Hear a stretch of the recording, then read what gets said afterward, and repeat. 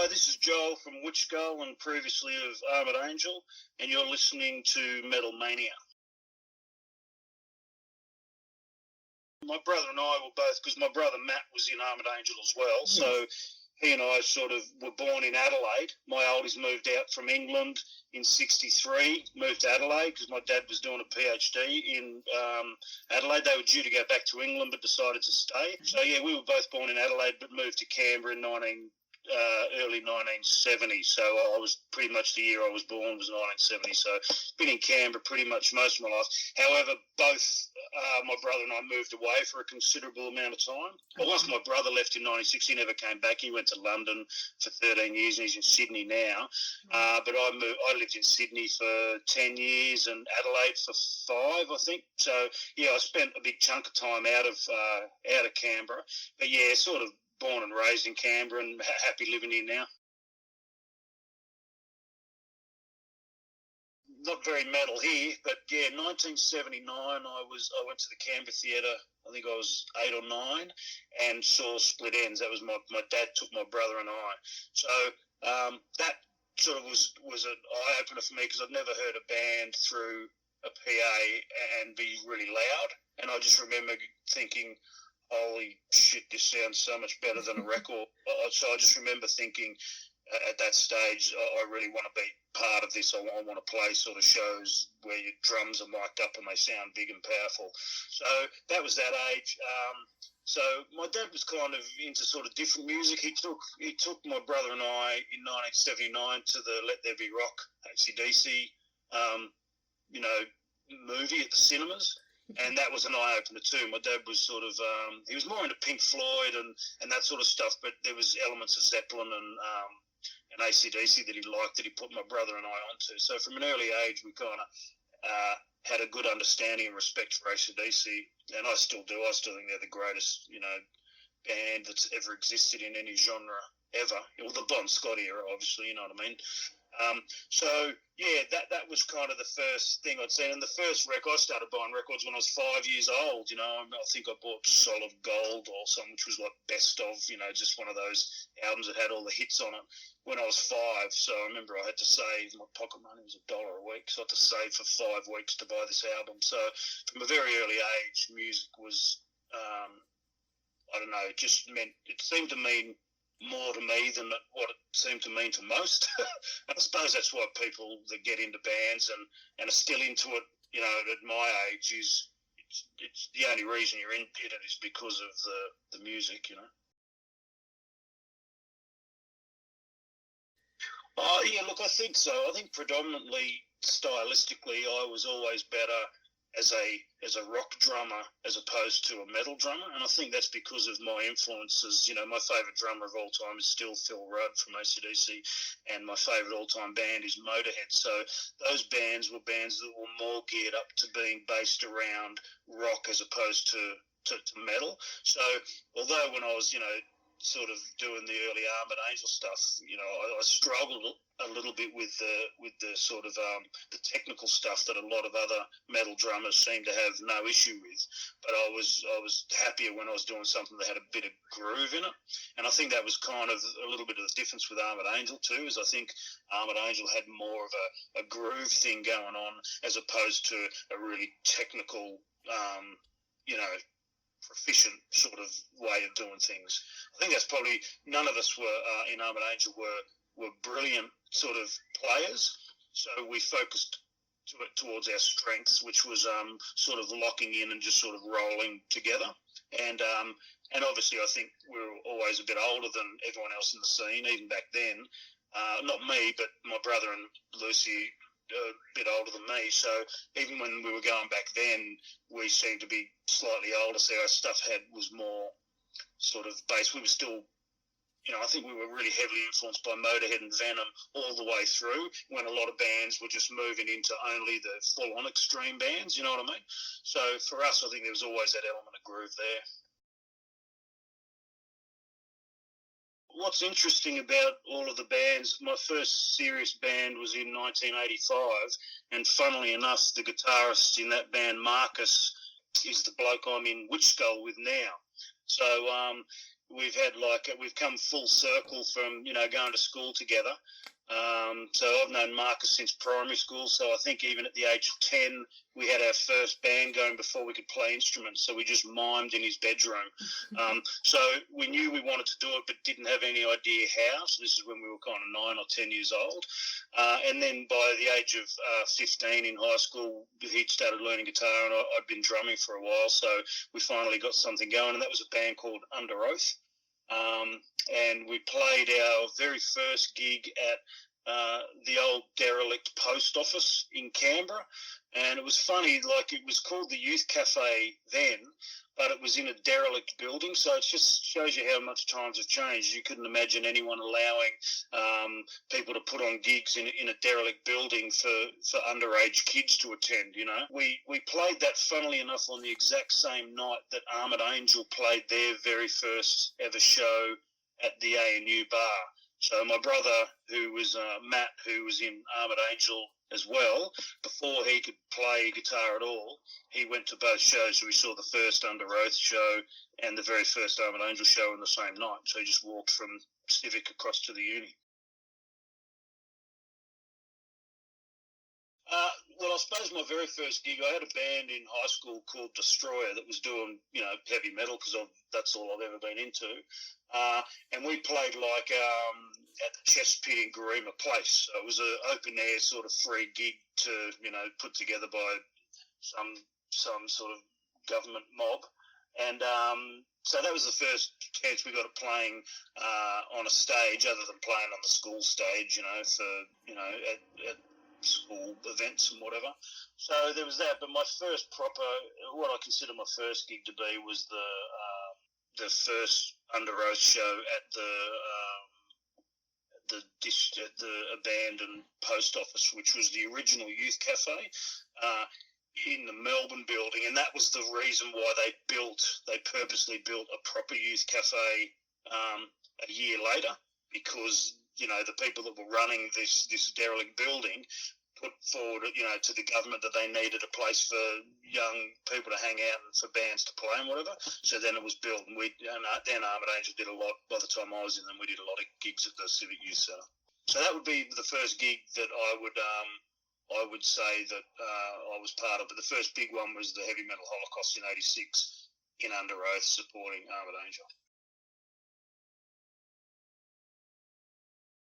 Well, before Matt and I joined Armoured Angel, I was playing in Under Oath, so with Marcus. So Under Oath, we would support Armoured Angel, and there was a big show that Lucy, the bass player from Armoured Angel, set up called the Heavy Metal Holocaust in 1986 in Canberra, and that was I think it was $2 to get in, and he just decided to put on a big show because there was no scene in Canberra. And so we got to open that show as Under Oath, and Armoured Angel headlined it. So that was our first sort of, for Under Oath, that was our first really big show, because I think there was 600 or 700 people at that show. So that was a big eye opener for us.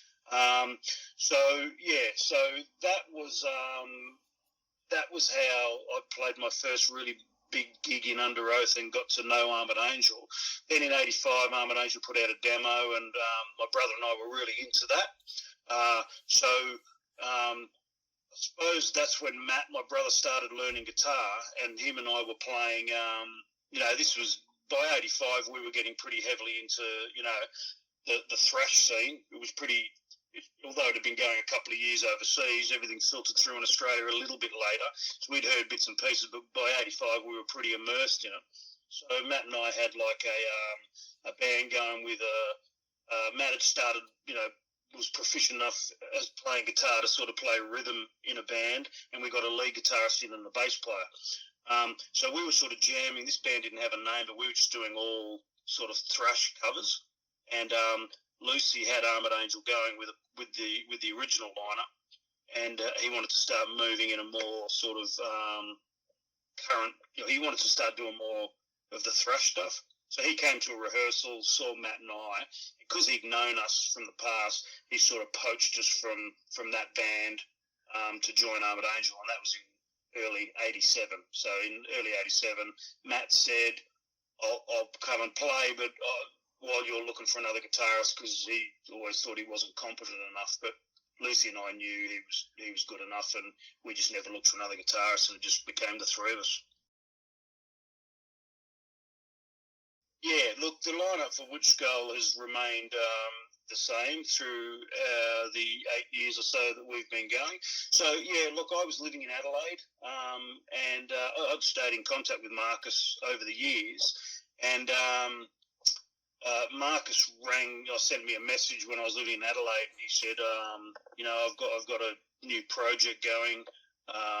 We'd really like you to be the drummer. Although you're living in Adelaide, maybe we can just, organise rehearsals a few times a year and put a project together. So I was excited about that. They sent me a demo over, and I loved it straight away. So the next time I was back on holidays back in Canberra, we had a rehearsal, and it was just totally clear from the first rehearsal that we just had an excellent chemistry and everything locked in. So that was Marcus who contacted me, but the bass player he was working with was Tony, and Tony is from New York, and he married Marcus's cousin. So Marcus's cousin, Caroline, I went right through high school with. She was in my year. Marcus was the year below, so I know Caroline really well. And she moved to New York and met Tony. And when they decided to move back to Australia, the only person that Tony knew was Marcus, because it was his wife's cousin. So basically, they're both big Hendrix fans, and and Sabbath fans. So basically, they hit it off straight away, and that's when in 2014, I think, they called me and asked. Like, I'd met Tony by then because I'd come across and watched Marcus in his old band Looking Glass, so I knew Tony. And then so the thought of getting a band going with those two was great. When I heard the demo, I knew it was going to work. So, yeah. And then I decided to move back to Canberra, and the week I'd moved back to Canberra, we were rehearsing, sort of 6-7 hours a couple of times a week. So it just came together really quickly.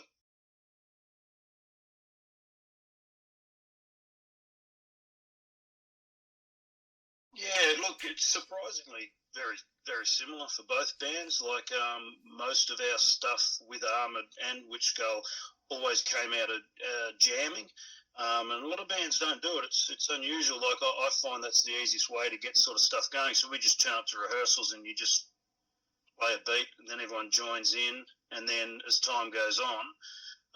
So with Armoured, we used to come in and just hit record on the tape deck and then just jam for half an hour, and then you'd go back and sort of listen to any kind of grooves or riffs that sort of came out of it. But both with Armoured and Witchskull, the songs seem to come more from grooves, and then those grooves inspired the riffs to come afterwards. And I'm lucky now with Witchskull because Marcus is really, really good at, once we sort of lock into a groove, it just inspires him to come up with riffs on the spot. And, so I've done a lot of that with both bands, and that's obviously, again, what I was saying about playing to our strengths. And I think that's worked well for both bands, and keeping things really simple. I think if you listen to Armoured stuff and Witchskull stuff, there's a simplicity to it, which stems from all of us playing more. We always talk about being Neanderthals and less is more, and simplicity and all those sorts of things. And from that, I find the best stuff comes, well, for us anyway, Like, it's a lot harder to write a really basic riff that's good than a really technical riff that's good. So that's what we try and remember, If you write a good, simple riff, try that. That's the hardest thing in the world.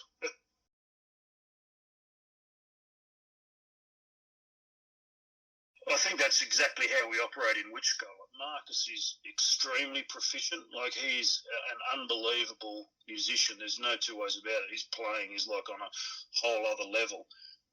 Whereas Tony and I really focus on our strengths, which is keeping things really simple and solid.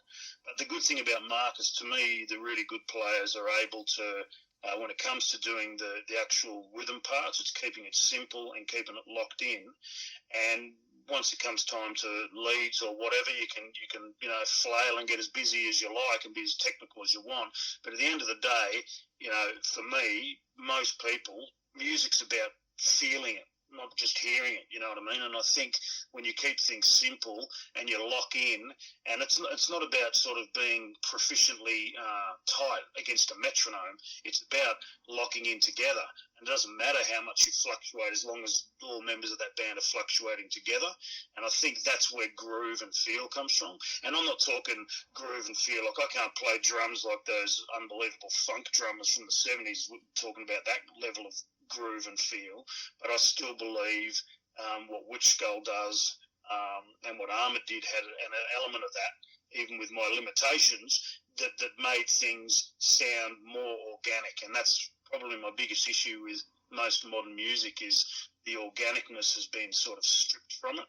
I think by the time Metallica had put out sort of Master of Puppets, where everything was focused on precision, it kind of sent most things the wrong way for me personally. I'm not saying it's not a good album, but I'm just saying from that point on, everything in metal seemed to be about being proficient and being tight.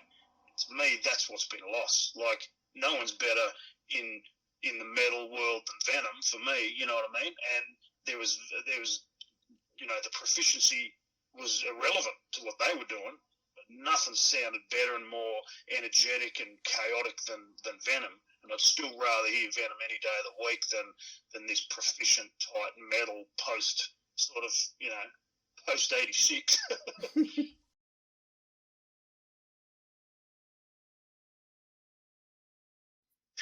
Yeah, look, Metal for the Brain meant a lot. Meant a lot to me because it was my friend Alec Hurley who was brain damaged in an assault, which is the reason why I wanted to put the show together.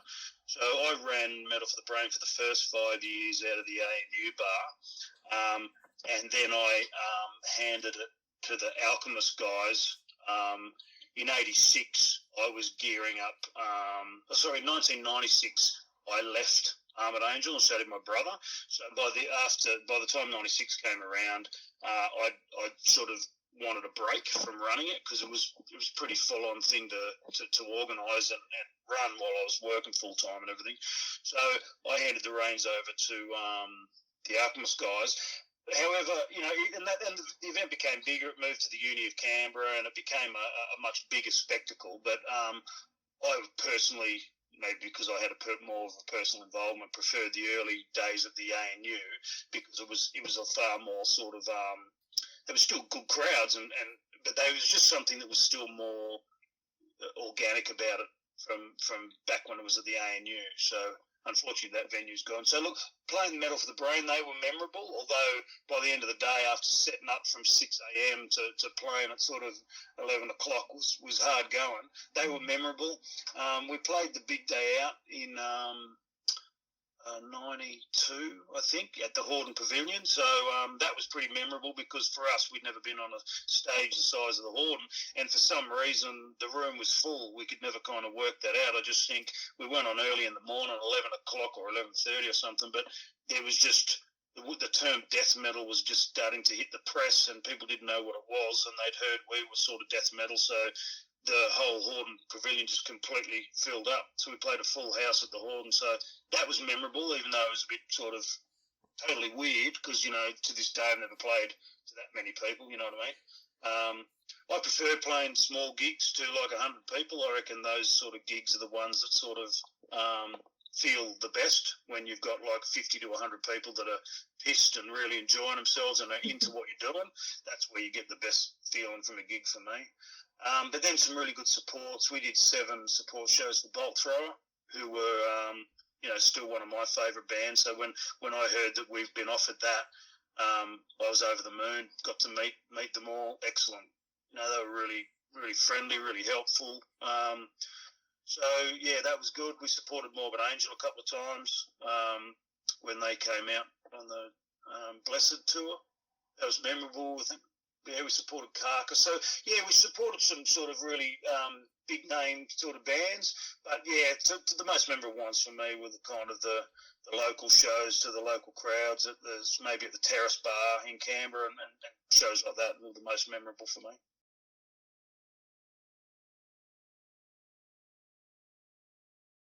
When towards the end of Matt and I being in the band, we went over to the UK and played 7 shows around the UK. This was our first time sort of out of the country, and we had one headlining show in Berlin. So to get to Berlin, we bought like an old Ford Sierra at the auctions or something, and we piled our gear in and just drove from London to drive across to Berlin to play this show. So anyway, we got across and did the show. That was our only headlining show we ever did was the only show we did in Europe at Huxley's, which was excellent. It was a fantastic gig. And then as we were driving back, we pulled into Amsterdam and stopped to go and get something to eat. And while we were gone, they'd broken into our car and stole everything in the car. Luckily, they didn't find the guitars in the boot, but they stole everything. But when they opened the car, they blew the ticket off the dash for parking. So when we got back, we'd been wheel clamped as well. So we got back, we'd been robbed, and they'd stolen Matt's leather jacket that had his passport in it. So now we were sort of in Amsterdam trying to get back to London and having to cross a couple of borders without a passport. After having all of our stuff stolen, after like a huge drive back from Berlin. So it was just one of those times where it just felt like everything was stacked against us and everything going wrong. And I remember at the French border to try and, get through to Calais to get the ferry back to England, the French sort of, they were hassling us because we didn't have a passport. And by that stage, we were so pissed off. I think they just let us through because they could just tell we were having a pretty bad day. So they rang through to England and said, look, there's someone coming through without a passport. And that was it. So, memorable. It wasn't enjoyable at the time, but you look back and you have to laugh. But, yeah, lost a lot of really cool, original, now rare CDs, which is, annoying, because they just fleeced everything in the car. But just lucky we had a couple of, we had a guitar and a bass in the boot that were worth, a fortune, and luckily they didn't go into the boot, so that was the only positive. Witchskull, we've got 3 albums. We're signed to Rise Above Records in the UK, which is that was a huge result for us. We couldn't believe that because that's Lee Dorian's label from Cathedral. So when they offered us a deal, the first album we did was self-financed, and we signed to Ripple Music in the US and STB in the US for the vinyl and CD release. And then we recorded the second album in New York, sent sort of pitch letters out to that. Rise Above picked us up and released that, which the second album, which was Coffin's Will, and they've released our current album, A Driftwood Cross. And we have one album left on the deal with Rise Above, which is the album we're currently writing and hoping to record early next year. So at the end of that, we're hoping that Rise Above pick us up or, keep us on, but we'll just have to wait and see. Hopefully the next album is going in the direction that makes them want to hang on to us. And with Armoured, when I was in the band, we did 5 releases. However, 2 of them were demos. So we did the Wings of Death demo in 1989, the Communion demo in 1990.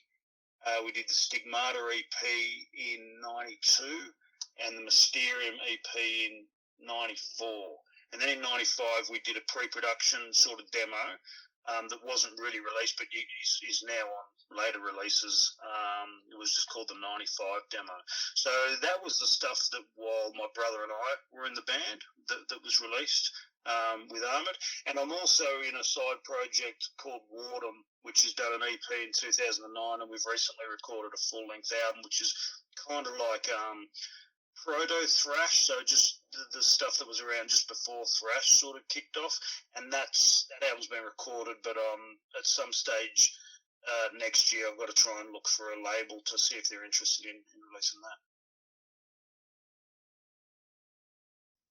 Yeah, sure. Look, with Witchskull, yeah, we worked a lot through the pandemic to really restricted sort of numbers, but it was just good that Canberra avoided sort of being shut down for so long that we actually got to play quite a few gigs. But I think we've got two coming up at the Basement in Canberra on the 12th and 13th of November. I think there's still tickets for the Friday night, which is the 12th. Then we're playing in Melbourne at the Bendigo Hotel with Butterfly and Burn the Hostages on the 4th of December. It's a Saturday. And then we're playing with Potion and Robot God at the Crowbar in Sydney on the 17th of December, which I think is a Friday night. That's off the top of my head, but those dates are right, but I'm not 100% sure on the days. So, yeah, if you're keen on seeing Witchskull, hopefully they all go ahead and there's no more dramas with things being locked down. No, look, I really appreciate the interest.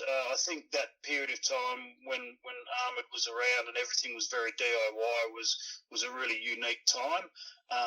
So I actually quite like sort of chatting about it. And like I mentioned to you earlier, often those questions sort of trigger things that I haven't sort of remembered for 30 years. But yeah, look, I think I'm the same as you, Deanne. It's like if music sort of has that impact on you, you have to be around and involved in it in some way for all of your days. And for me, it's been great playing. You know, I've met some of the greatest people I've ever known through being in bands. Like funnily enough, the band we're playing with in Melbourne called Butterfly has my mate Phil Venom in them, who Armoured Angel used to play when he was in Mass Confusion. So these are friendships that have been built over 30 years, and I'm still friends with the same people, even though we're all playing in different bands. And that's probably been the greatest thing about it for me.